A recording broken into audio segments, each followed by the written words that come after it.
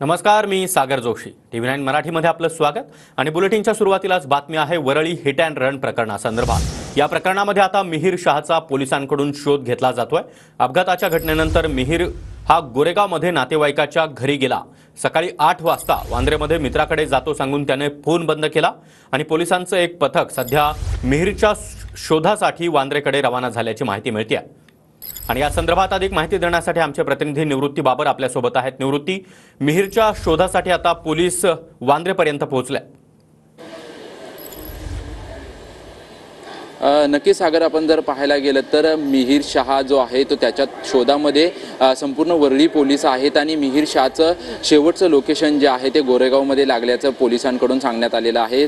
सूत्रांच्या माहितीनुसार मिहिर शहा जो आहे तो गोरेगावला गेला होता. गोरेगावला एका नातेवाईकाच्या घरी गेला होता. ही नातेवाईक जी आहे ती त्याची मैत्रीण होती. त्यानंतर तिथून 8 वाजता तो निघाला आणि तिथे सांगितलं होतं की तो मी बँड्राच्या दिशेने जातोय आणि तो बँड्राच्या दिशेने आला आणि 8 वाजल्यानंतर मिहिर शहाने जो आहे तो मोबाईल बंद केलेला आहे. त्यामुळे आतापर्यंत वरळी पोलिसांनी जे आहे ते मिहिर शहाचा ड्रायव्हर जो आहे त्याला ताब्यात घेतलेला आहे, त्याच्या मैत्रिणीला ताब्यात घेतलेला आहे आणि त्याचे जे वडील जे आहेत शिवसेनेचे उपनेते आहेत त्यांना ताब्यात घेतलेले. अशा तिघांना जे आहे ते वरळी पोलिसांनी आतापर्यंत ताब्यात घेतलेलं आहे आणि यांचा सखोल चौकशी जी आहे ती यांची सखोल चौकशी केली जाणार आहे. आणि एका मित्राच्या घरी मी जातोय बँड्राला असं मिहिर शहानं जे आहे ते सांगितलं होतं. त्याच्यामुळं त्या बँड्राच्या दिशेने देखील वरळी पोलिसांचं एक पथक गेलेलं आहे आणि त्या मित्राच्या शोधात देखील जे आहे ते वरळी पोलीस आहेत. तर दुसरीकडे आपण जर पाहायला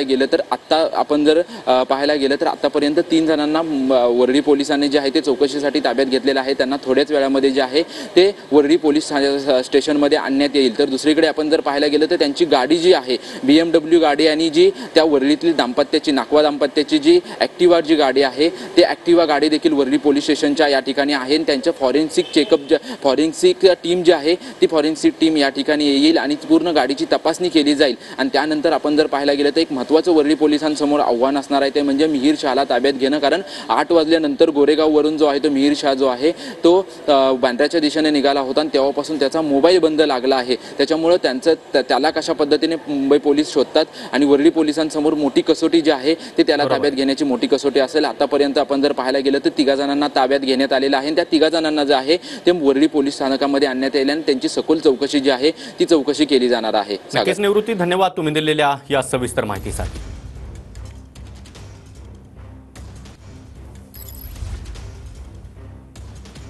तर वरळीमध्ये हिट अँड रन प्रकरण चालक कोण? तर वरळीतील ऑस्ट्रिया मॉलजवळ पहाटे 5:30 वाजता कारनं दुचाकीला धडक दिली.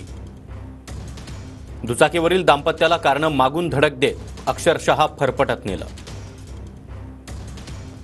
अपघातामध्ये दुचाकीवरील महिलेचा मृत्यू झालाय तर पती जखमी आहे.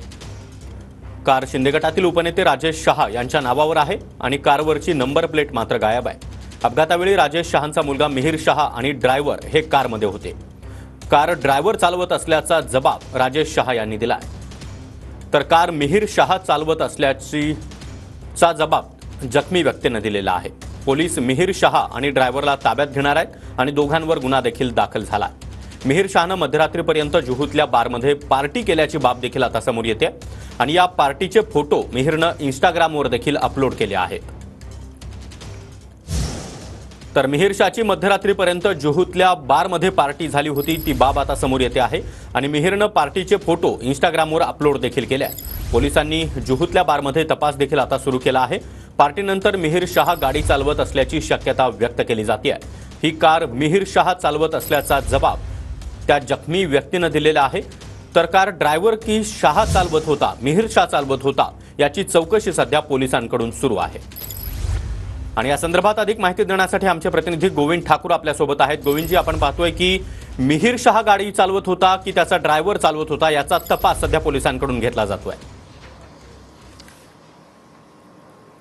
हो, तपास अब यह जुहू के उस बार तक पहुंची है जहां पे कल रात को मिहिर शाह ने अपने दोस्तों के साथ पार्टी की थी। पार्टी करीब रात को 11 बजे के आसपास में शुरू हुई थी। फिलहाल मैं इस वक्त उसी बार के ठीक बाहर खड़ा हूं और एक एक्सक्लूसिव तस्वीर आपको दिखाना चाहूंगा।